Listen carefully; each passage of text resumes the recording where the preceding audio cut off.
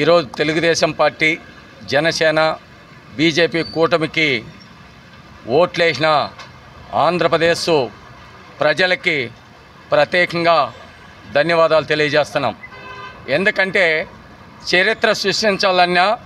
చరిత్ర తిరగరాయాలన్నా అది తెలుగుదేశం పార్టీ నారా చంద్రబాబు నాయుడుతోనే సాధ్యమవుతుందని ఈరోజు రాష్ట్ర ప్రజలు మరి జగన్మోహన్ రెడ్డిని ఎన్ని రకాలుగా ఒత్తిడి పెంచినా, ఎన్ని రకాలుగా భయాందోళన చేసినా,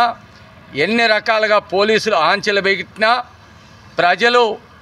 సమర్థమైన నాయకుడు, ఆంధ్రప్రదేశ్ని అభివృద్ధి చేసే నాయకుడు,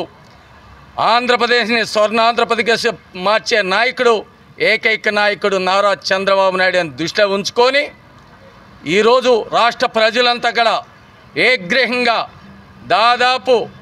157 స్థానాల్ని కైవసం చేసిన ఈ రాష్ట్ర ప్రజలకి ప్రత్యేకంగా ధన్యవాదాలు తెలియజేస్తున్నాం.